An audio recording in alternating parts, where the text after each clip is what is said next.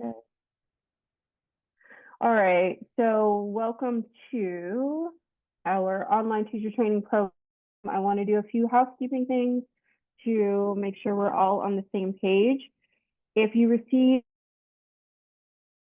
digital materials and you made that purchase and you have not received them as of yet, email out with the links and information how to access your digital materials and how to access the online portal. End of the day today. Basically, once we get out of today's session, I will go ahead and send you. If you're having trouble getting in the online portal, somebody brought it to my attention this morning that the code liberation does not seem to be working. I'm going to go in and reset that code. It won't change the number of people that have access because we had than I thought that originally would. So I think that is the issue. So I'll get that resolved for us as well. And then what else is there? If you are trying to get into your manual, you were managed to get into online portal, the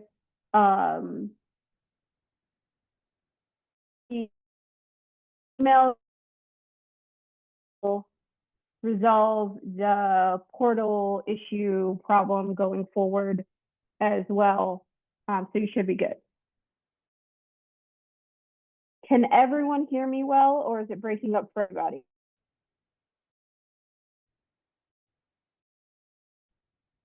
Let me know if you can unmute yourself and let me know. It's choppy. All right, let me see if I can fix it.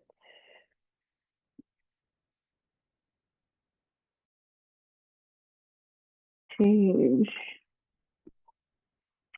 headphones. Hold on just a second.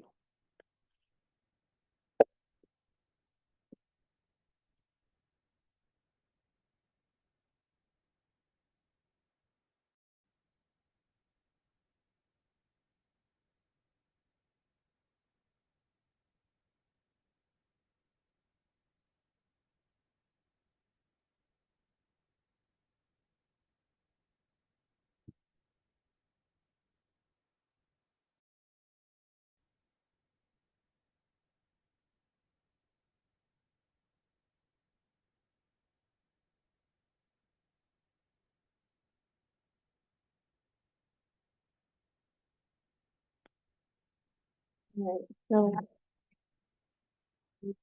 here.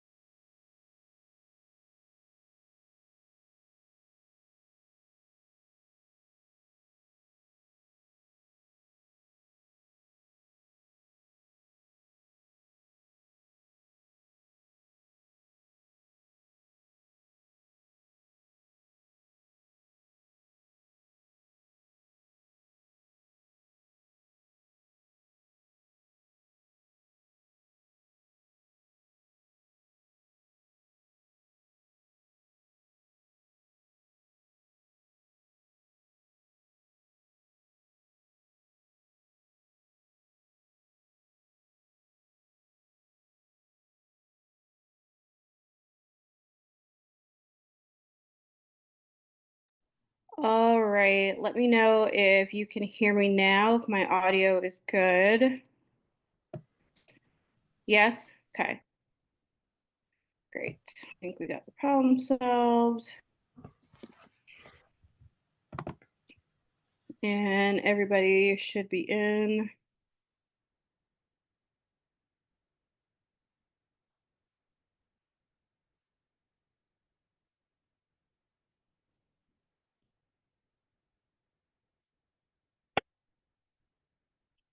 Okay, good. We are in business. All right, so let us get started. We gave the housekeeping thing, so all of that is done. If for some reason you're having issues accessing the portal, like I said before, I'm going to send an additional email after you make sure everybody can get in and that we're good. So that's that.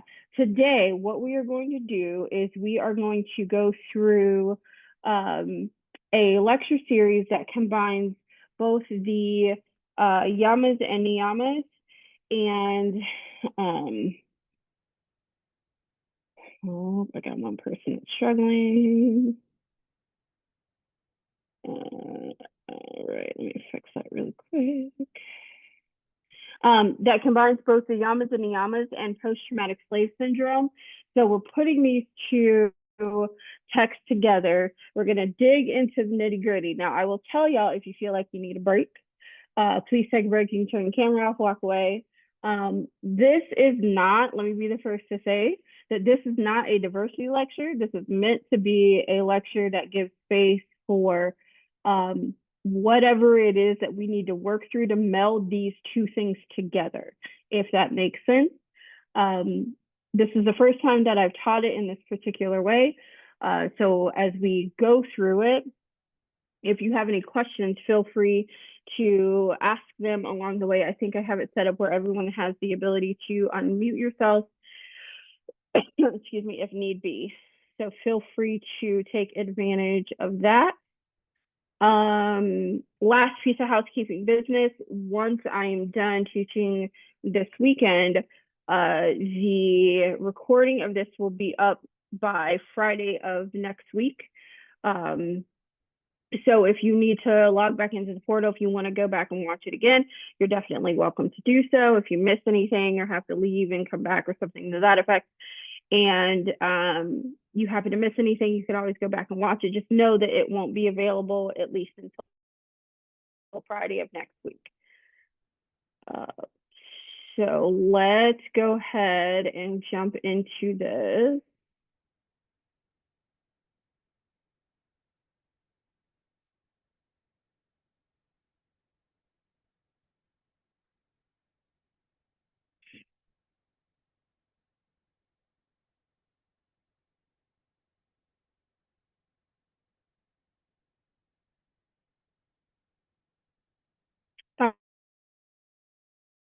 Email as well to make sure that everyone's on the list. As far as I know, everyone should have gotten the email because I just sent it from our bulk email system. But as you've seen, the link does not change. It's just a reoccurring one.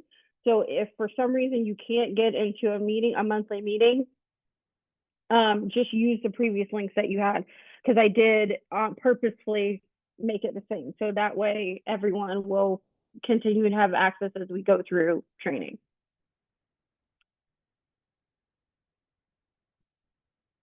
All right, so let's dig into this. I want you all to take a minute and fully drop into the space. Put your feet firmly on the floor. Take a nice long inhale in through your nose and out through your nose. Get as comfortable as you physically can be.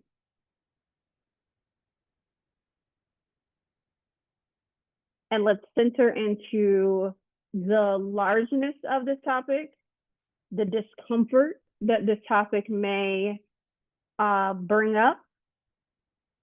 All feelings are valid, but let's keep in mind that our feelings are not facts. So as we dig our way through this, whatever grace you may need to tackle this, be willing to give it to yourself. So this is meant to be an empowering and exploratory session of social justice through the lens of history and yoga. We'll be examining the concept of post-traumatic slave syndrome, PTSS, a framework developed by Dr. Joy DeGury to understand an integral and intergenerational trauma that affects the Black community specifically.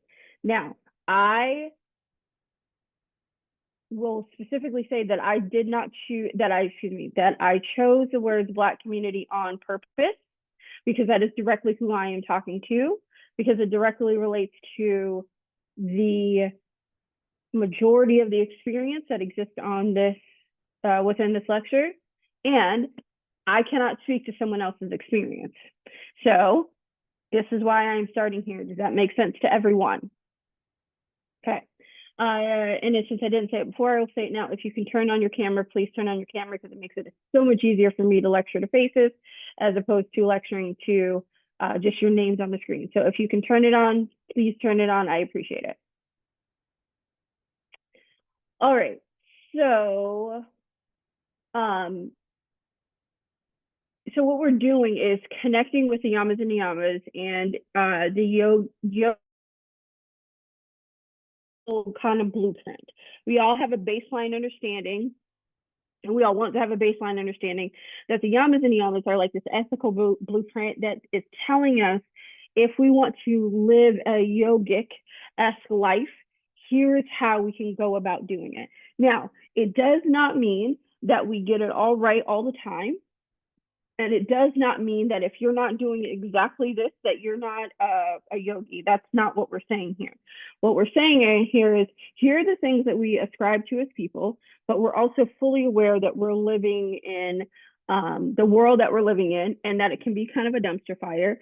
So these are things that we can actively work towards in order to eventually get to this place called samadhi, or enlightenment, or liberation.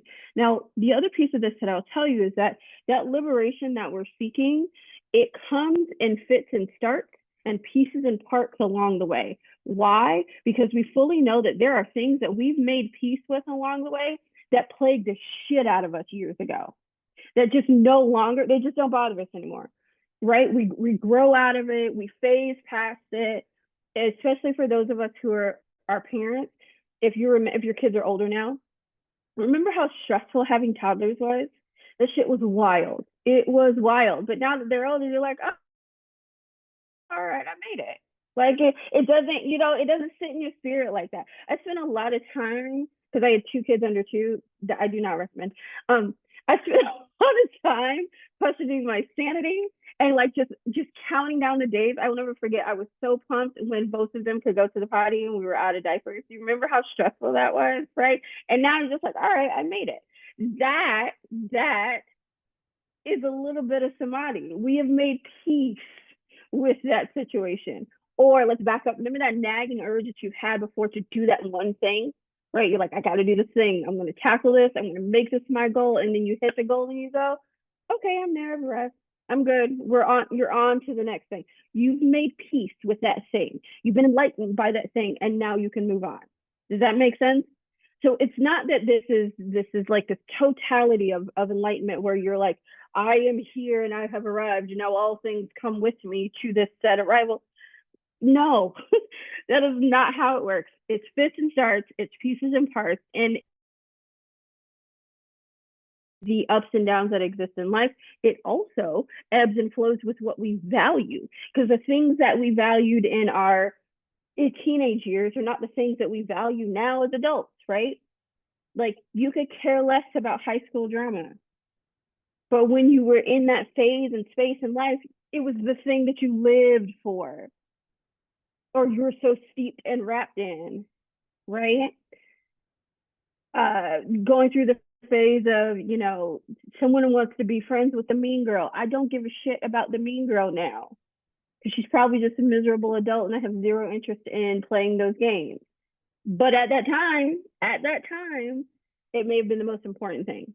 So does that make sense to everybody as a baseline of the samadhi thing? And we've put it into a package of like the real world that we're existing in 2025. Yes. Does that sound like a fair baseline? Okay, good. Okay. We are, our goal in this is to honor the resilience and power of Black women and explore how yogic ethics principles can support healing and social justice. Now, as I said before, please remember to care for yourself. If at any point you need to step away, you feel overwhelmed, breathe deep. If you need to find something else to drink other than water, feel free to do that too. This is your space and your well-being comes first. My goal is to get this in 60 minutes if I can, but we might run a little longer depending how in the weeds we get. I do want to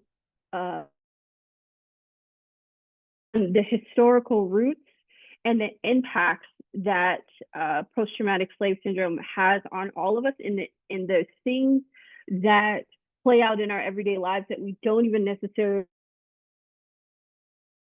from an ancestral place that we might figure out, oh, that's why we do that, or that's why this looks this way or feels this way. So we will talk about the foundations of yamas and niyamas, the ethical restraints, and then the niyamas, the personal observances.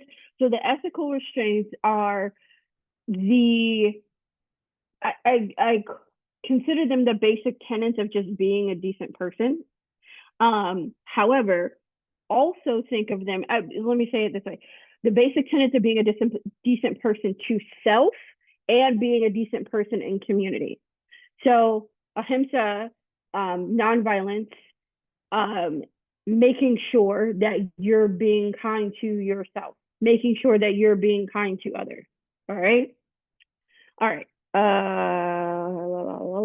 Let's see here. All right, so let's dig into this. To ground our discussion, we're going to start with a little history from post-traumatic slave syndrome. It's a theory that Dr. Joy worked on after years of research to explain adaptive behaviors in African American communities that originated from the trauma of slavery. Here is one of people being enslaved, I should say. Have you ever heard, this is an easy one. Have you ever heard old folks, they have wedding ceremonies, they talk about jumping the broom? Have y'all all heard about jumping the broom before? Do you know where that comes from? The reason jumping the broom exists is because during that time, people weren't allowed to get married. They weren't allowed to have a formal ceremony. So jumping the broom became that formal ceremony to signify marriage. Those are the things that get carried through history. So now when we do it in a ceremony, yes, it's paying homage to the ancestors, but it can be seen as this really joyful piece, a really joyful experience, but it's attached to some really dark stuff.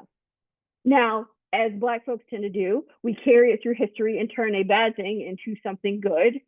We have a tendency to do that as a community, but this is where that originates from. Okay. Today's topic is just being introduced today. It is not in your book. This is a new introduction by me for the collective. To answer the question in the chat. So you're not missing anything. This is new for everyone.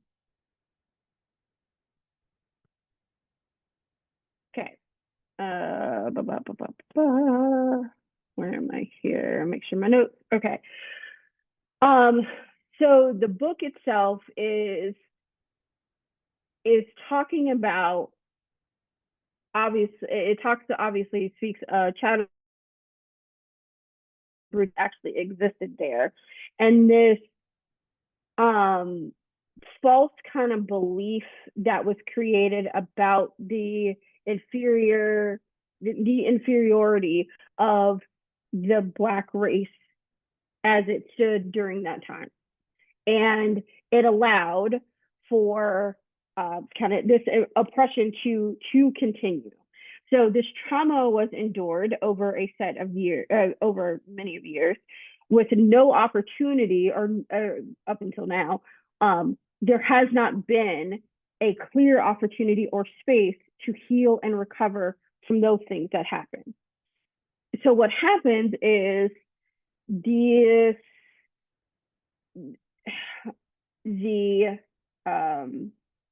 shadow of that trauma continues to stick to people, because if we're not shining light on it and saying, hey, you know, I got these things that are continuing to follow me, or to follow us as a people, follow us as a collective, then if we don't shine a light on it and look at them or deconstruct them, they continue to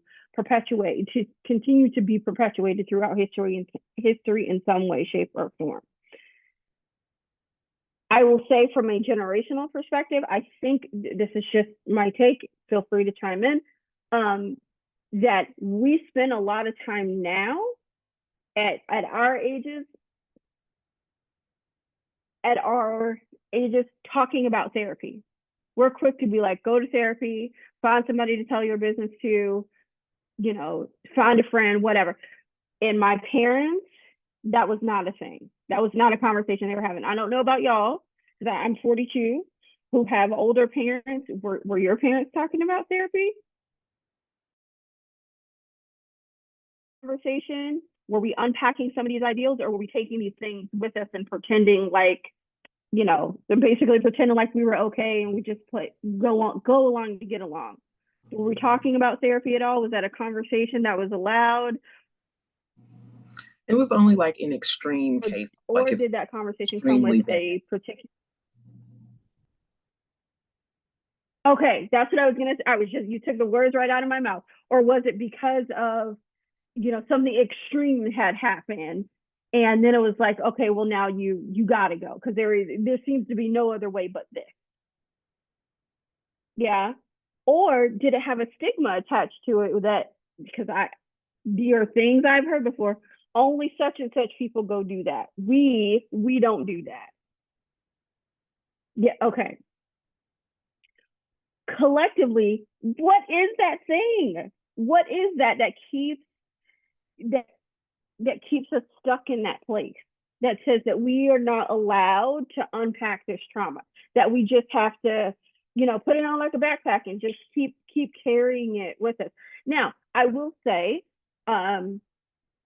that there is some good to it, because we are resilient as all get out. We raise resilient children. We become resilient people. But the downside to that is, as women in particular, we have some really high rates of heart failure and heart issues and heart attack and stroke. And I think all of that, or a lot of that, is carrying around this level of trauma that we may not even be cognitively aware that we're taking with us. Yes, no, maybe so. Does that make sense to everybody? Okay. All right, let's keep moving. So under these conditions, certain predictable behavior patterns begin to emerge. Black American communities as a survival mechanism. So things of survival, and this is one that Dr. Joy talks about, and this is specific to gave this interview the other day, and it shook my soul, because I realized that this is something that I do. Okay, so she said that there's a white mom and a black mom sitting in the principal's office, and the women are talking to each other. It's not an adversarial, you know, situation, but they're just having a conversation about their boys in this school that they go to. And the black mom says to the white woman, oh, your son is doing so great. You know, he's so smart, and he can do this and he can do that, and so on and so forth. And the white woman says, well, your son is really good. And she, no, he isn't. You know, that boy always, he's always into something. He's working my nerves, or he's stressing me out, or whatever. You know, that's just boy business. That's just boy business, is the things that I've uttered myself.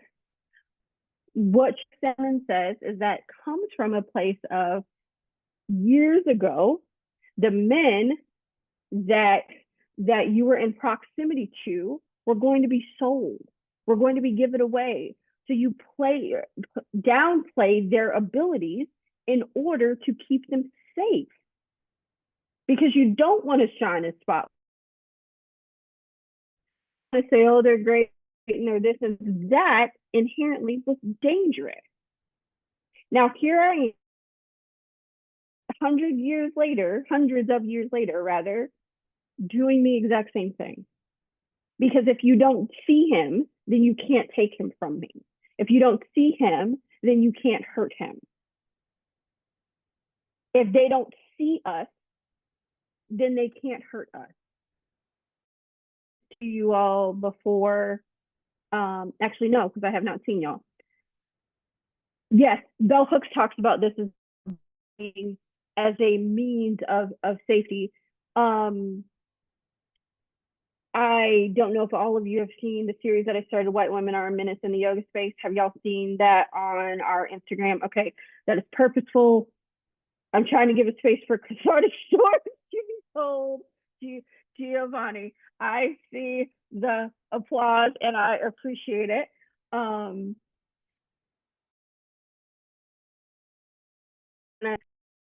Particular series is I dropped it in my family group chat because I did not expect it to blow up the way that it has. And the first thing my mom said to me is, you know, this is a such and such America, be careful what you say, because if we're seen, then we are not safe. So these are things that we end up carrying with us as we go forward in life, unless we take the time to unpack them.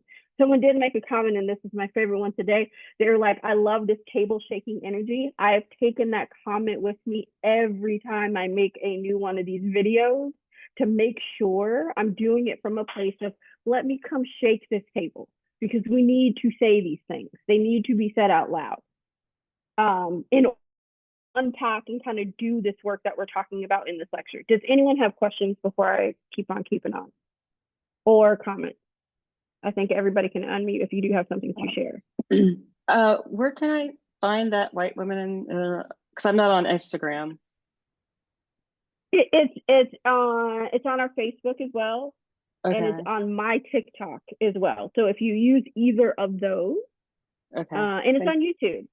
Yeah. Okay. All right. Thanks. So, other questions or commentary? Okay. Let's keep going. All right, so the first thing I want to talk about in this, as we break this down, is this vacant esteem. It's a profound lack of self-worth or insufficient development of primary esteem, accompanied by a feeling of hopelessness, depression, or self-destructive outlook. After generations of being devalued by society, this injury can manifest as an internalized doubt about one's worth and potential. Now, we collectively, I think at this phase, have done a lot of work to remove ourselves from this vacant esteem, where we're walking in saying we are valuable. However, we do that behind closed doors. We do that in company that looks like us. What do we do when we're outside? What do we do when we're in quote unquote mixed company? Are we reverting back to this vacant esteem where we're saying, oh, don't see me? Do you go into work not asking too many questions because you need to assimilate in the workplace and make sure you can keep your job? Is that the go-to still? I get it. I'm not saying it's right, wrong, or indifferent. It is quite the safety mechanism.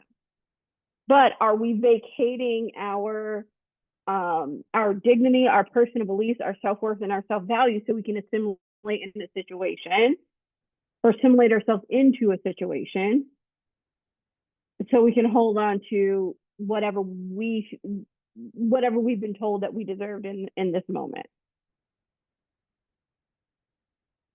Does that make sense to everybody? Okay. All right, so then the next that we will explore is anger and violence. A marked propensity for anger, irritability, or even violence, often linked to extreme suspicion of others, to extreme suspicion of others' intentions. This can include harming oneself or lashing out at others, sometimes even within our own community, due to accumulated rage and pain. It's a psyche's response to centuries of injustice and protective yet harmful reflex born out of trauma. Because sometimes you get sick and tired out of being sick and tired, and you find out that you're operating in a world that the only thing they respond to is you being pissed off. Because you don't listen when I'm being nice. You don't listen when I say, it's not safe here. You're not listening when I'm like, hey, when I'm trying to ring the. You only want to listen when it adversely affects your experiences, or I am yelling. See, and then when I do yell, I am angry. You're more pressed by me being angry as opposed to solving the problem in the first place of your actions. That by you're more upset about being called a racist than you are over racism. And that's exhausting. So motherfucking exhausting. And I also feel like from the deepest parts of my soul, this is why I want a shirt that says, y'all don't listen to Black women, so stop asking me stuff. I mean, it's not helpful, but there's also a part of me that just wants to be like, you don't want to know what you don't care, so stop pretending like you do. Here's the other thing to break down this a little bit further. I also realize now, which I've known, but I don't think I've necessarily put words to it, is that white supremacy itself as a whole gets to exist because it is steeped in this niceness, right? You have to be nice, regardless if it's how you culturally we traffic in truth, and that's like our language. That's our love language. You want to ask me how this dress looks? I'm going to tell you how this dress looks. Why are you asking me if you don't want to know? Why are you asking me questions that you don't want to answer to? I don't understand. Oh, you wanted me to be nice and thought that I was going to value.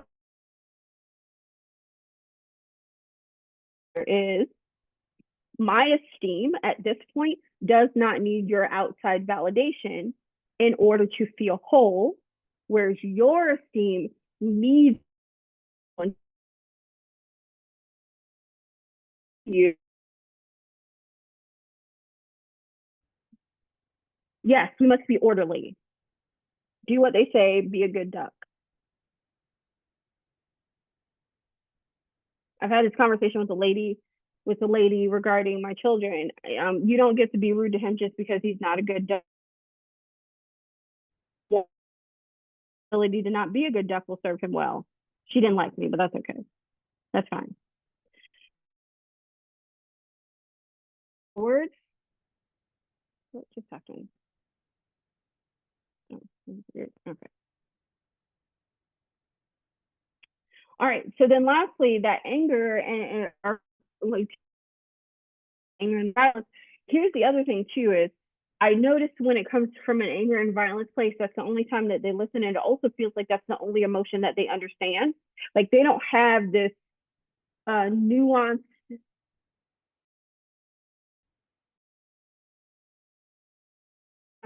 IQ. Like anger is what we get. That's it. That's the only thing that gets a response. And then to make it even more annoying, when you are orderly, show up with the case maybe it's, oh, you're so smart. What did you think I was? It's still choppy. All right.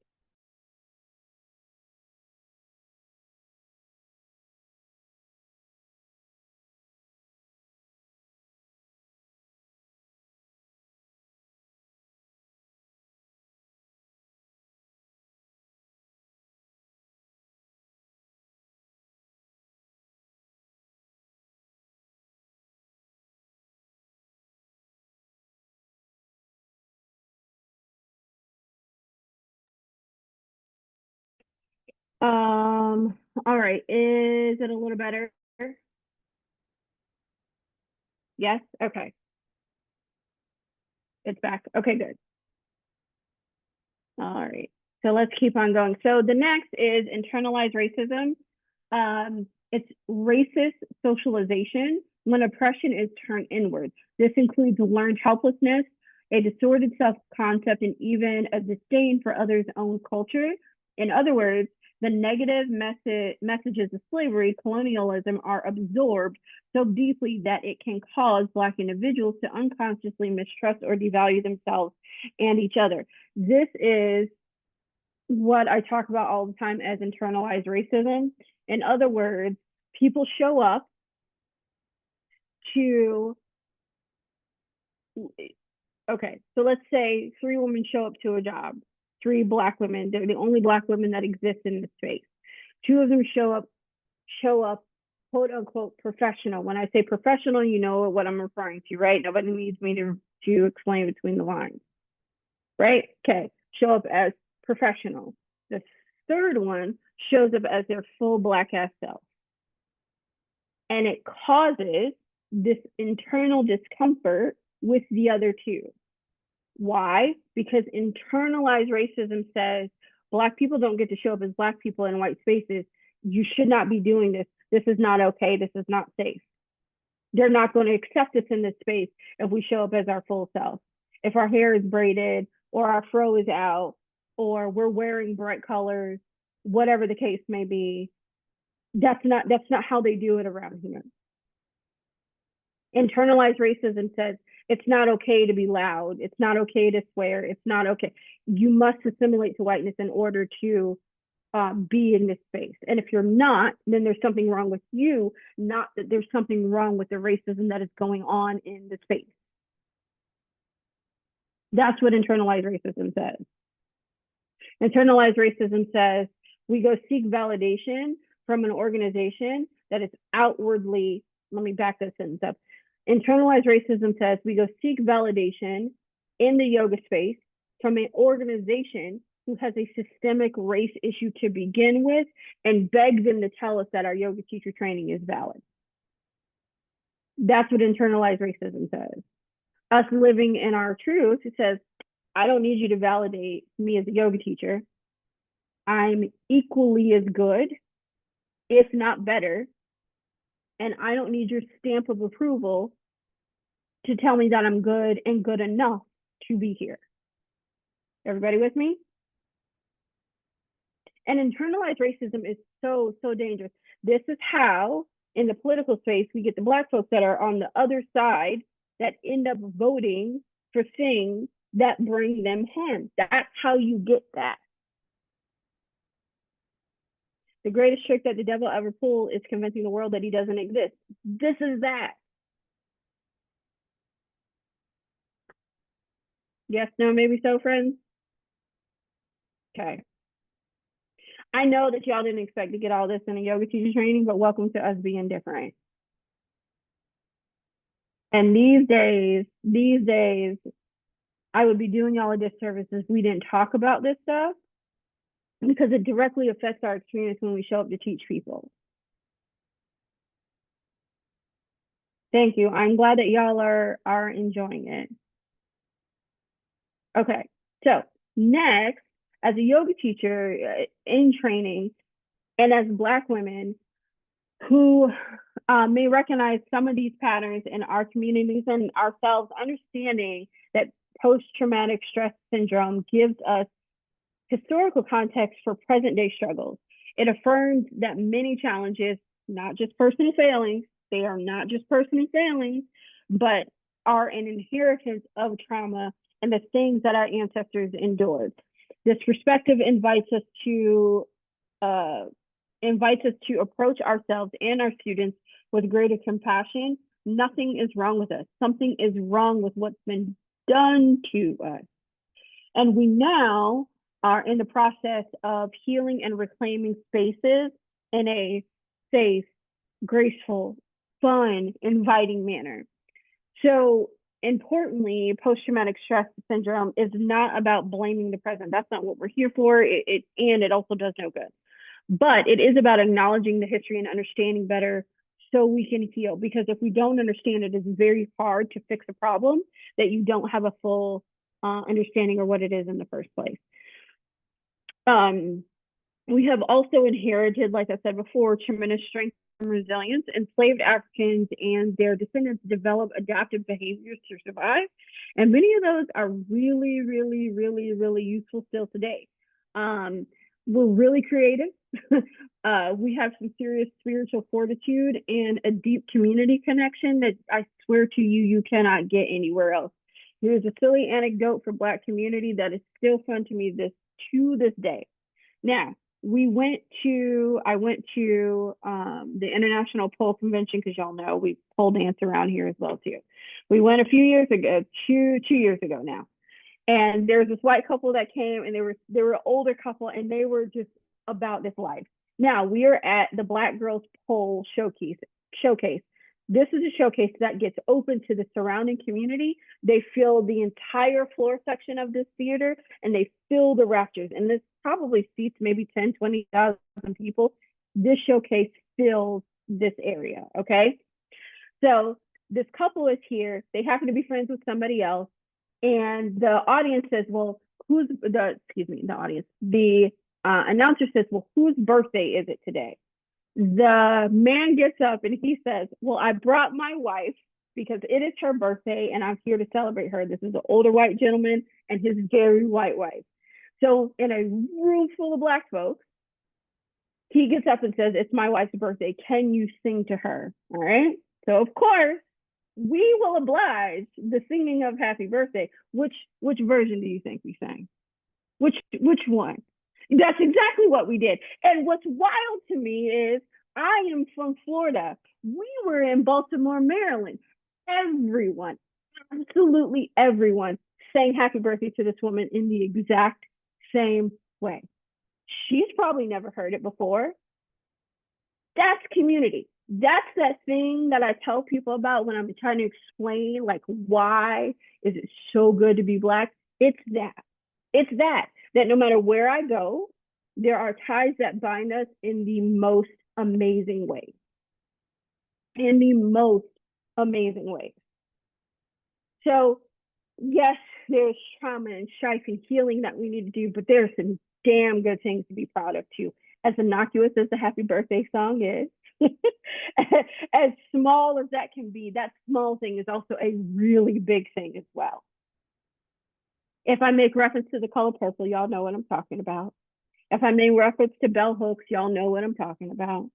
If I asked in a predominantly white yoga teacher training, there were 2 Black people there, and this is one of those instances again. I said, well, do you all know who Neil Long is? The 2 Black people looked at me and went, yeah. Do you know who Sanaya Langton is? They went, yeah. These are certain sets of things that bind us together, and though they may seem trivial and innocuous, they are so damn important. Questions before I move on?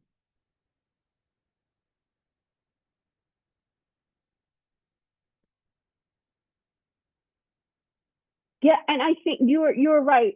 Ahimsa does look like this. Because if you know about other people's story and you can genuinely hold space for them when they show up to your class, you can genuinely hold space for them in their experiences. You know that when they sigh and it sounds like they're putting down the weight of the world, that's with good damn reason. And you don't do things, because this has happened to a student I've had before, you don't do things like criticize them for breathing too loudly. Because that moment in that class may be the only time that they've gotten an opportunity to show up and put that baggage down.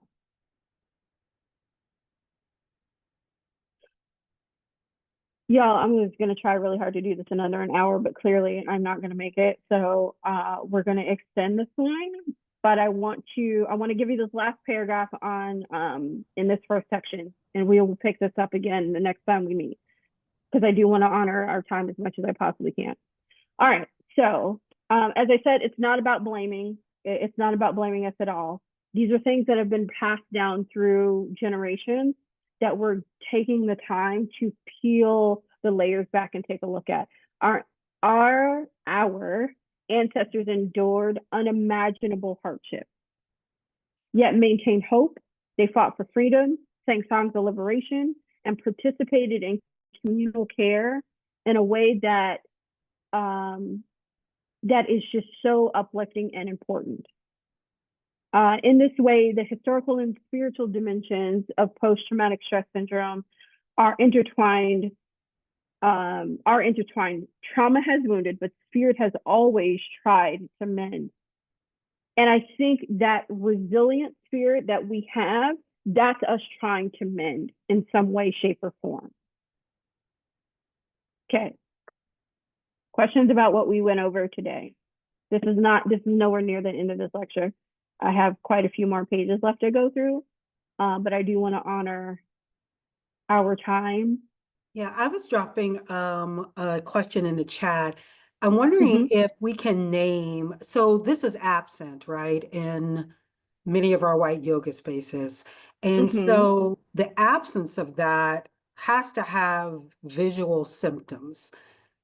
Can we name some of those? Because I think sometimes we just become numb to them. They become a part of our acceptance. And I think it feels for me like it would be important to name some of them. You mentioned breathing too loud and that reaction that gets, but are there others that we can name just so I can be guarded? Or I shouldn't say guarded, aware. Yeah, so I'll tell you a silly innocuous one for self is and it's not, you know what, let me rephrase that. It is not silly or innocuous, it's just a safety thing. It's just a way to mine and manage the space. Being in the back of the classroom, being in the back of the classroom in the corner, being in the back of the classroom in the corner and trying to be as quiet as possible, being in the back of the classroom in the corner by the door so you can leave if you need to, all of those things. Not speaking up when the teacher says, yes, being invisible, not speaking up when the teacher says, does anyone have any injuries? Once again, being invisible. Not asking for help when you need it. Does anyone want an adjustment today? No, don't raise your hand because I don't want you to notice that I'm here. If someone does something rude to you in the studio, not reporting it to that studio's owner, regardless if you are concerned, regardless of your concern for how it's going to be received. Continuing to go to classes that never play music that you want to hear. Ever. And when you do teach, right, because you're remembering that you're in a predominantly white space, that you make sure that you curate a playlist that they'll feel better about, but speaks nothing to you. That is how we hide and practice. The things that we wear, we assimilate to yoga gear. It's usually black pants or more muted colors because that's what earth tones are. That's what a yoga person looks like.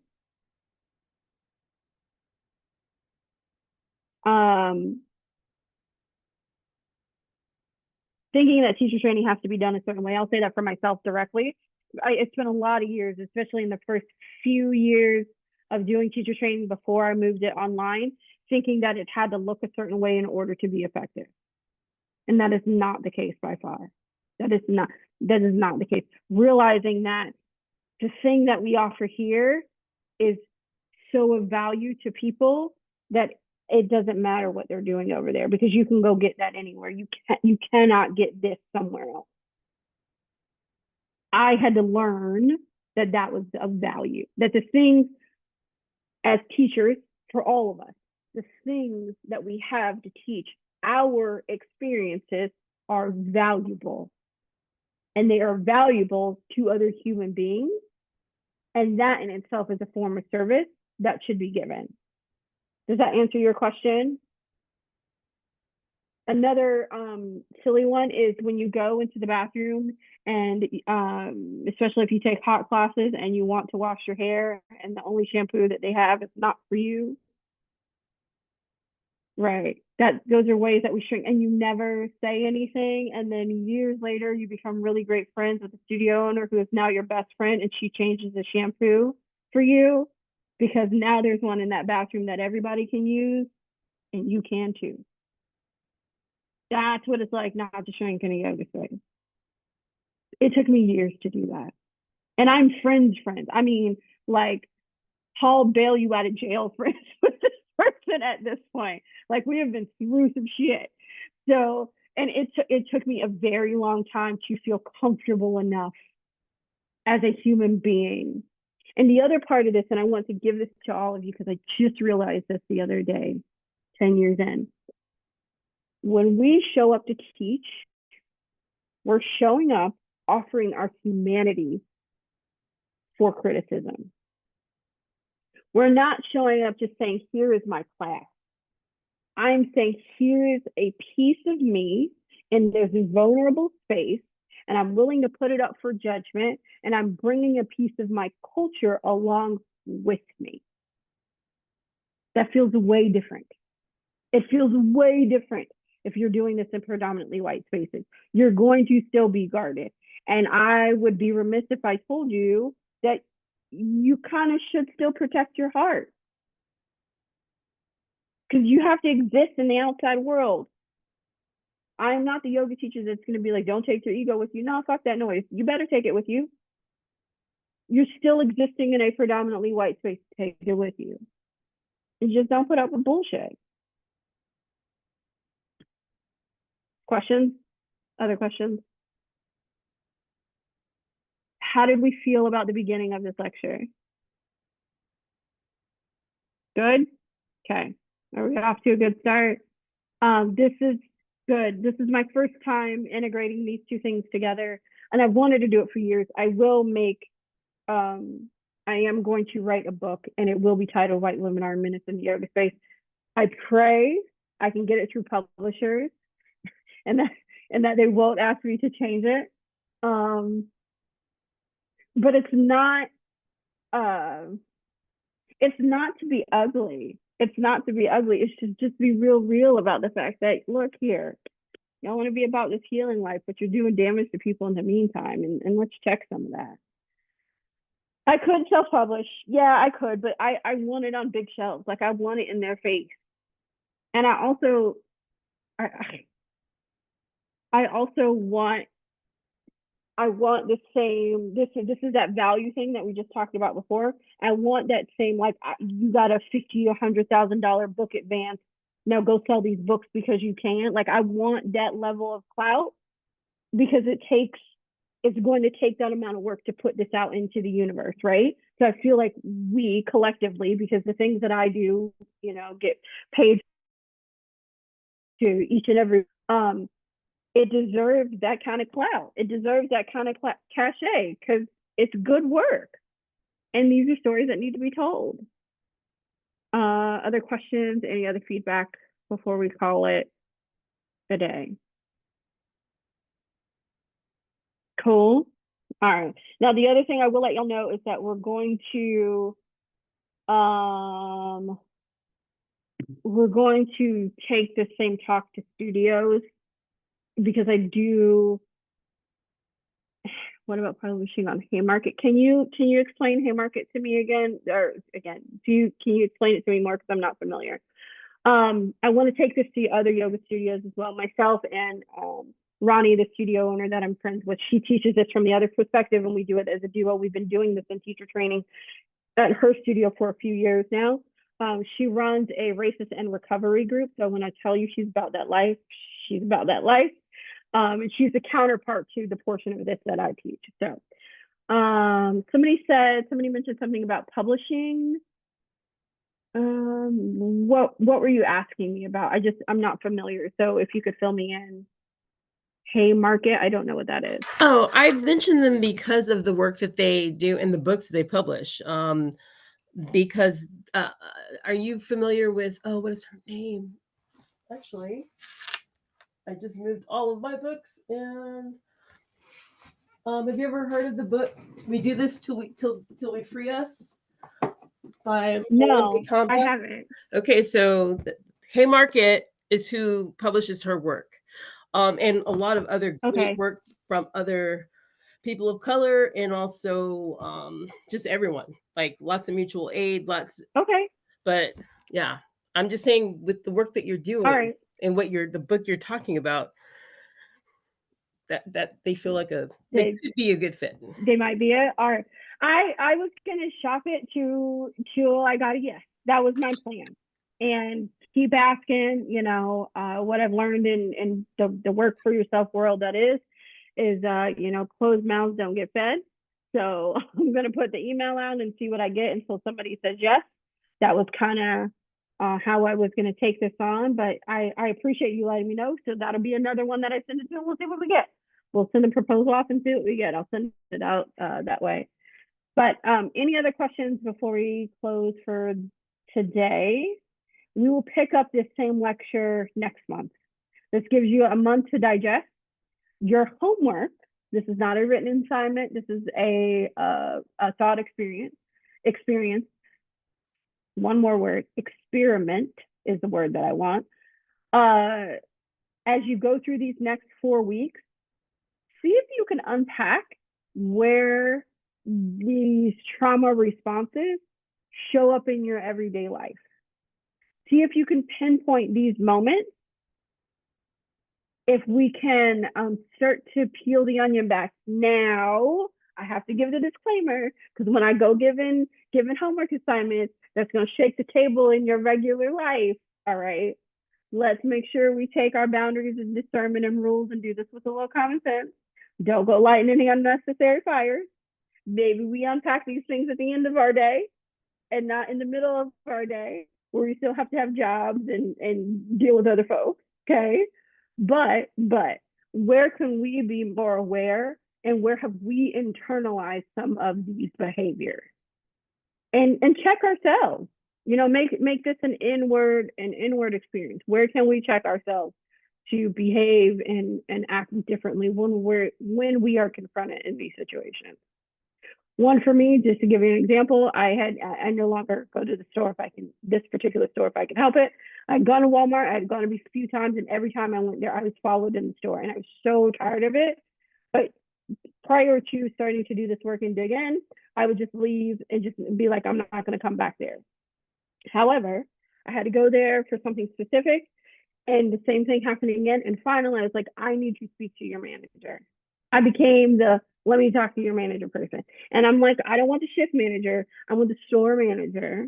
And I told them, this is my local store in my small little town. I would like to be able to come to the store without being followed every single time I am here to buy dog food. That was me unpacking these simple behaviors that aren't so simple, that are deep in, play small, be quiet, don't be seen. If you make a scene, it could be, detrimental to your safety, all of that, to give you an example. All right, friends, I appreciate you kicking with me. I hope that you got something out of the beginning of this lecture. We're going to continue to dig in. Feel free to DM me and let me know how this experiment is going over the next few weeks. Send it to me on Instagram. Send it to me via text. Amazing. I'm glad that you enjoy it. Yes. Does somebody have something to say? Oh, I was just saying it was amazing. Thank you. Oh, okay. You're welcome. You're very welcome. Yeah, I want to hear. So text me. Everybody's got my number still. Text me, DM me. Even if it's like hard, if you're like, Ashley, this is a dumpster fire and it's going horrible, I want to know that too. Maybe it's something that we can bring to the group to collectively work on. Because I really think that from a communal standpoint, this is something that we have to kind of do together, because this is heavy lifting and it's hard. Okay? All right. Sal, yes, I have time to talk if you want to stay on for just a moment. Everybody else, I bid you adieu. Have a wonderful day. And I will talk with you later. And I will send the link to the portal as soon as I get everything wrapped up on this end. Thank you. Have a safe weekend. You're welcome. Thank you. Hey Ashley, can I ask you a question as well? Sure. Okay, because I know you were saying all the stuff in regards to the portal. The only email that I have received thus far is the one for hitting the when you hit the Zoom link. I haven't received anything else. Okay, I'm gonna send another one today, Okay. and I'll make sure it has all the info in it, so you know how to Okay. access the portal and all that jazz. Okay, perfect. Thank you. Have a great You're weekend. welcome. You too.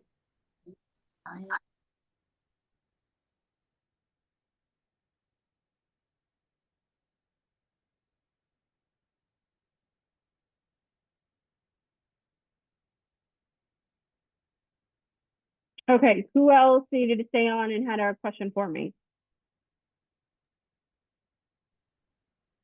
I have a question. Okay, go ahead. So I know we started in February. Mm-hmm. February and March online. I didn't get to meet because I was having issues getting online. Mm-hmm. So I'm kind of confused. And there was a phone number and an email, and I tried to contact both, but I never got a response back. So I'm trying to see how can I catch up so I don't fall behind. Okay, so the 2 previous meetings are in the online portal, and hold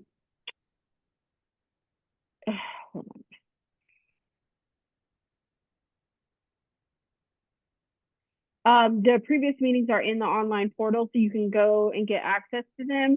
Did you receive the welcome email? To get set up in the portal. Yes. Yeah, I No, logged you in haven't done that. and it Oh, shows you you like did the log 5. in. Yeah, because it shows you like 500 hours and things that you do to, and it calculates your hours on there. Right.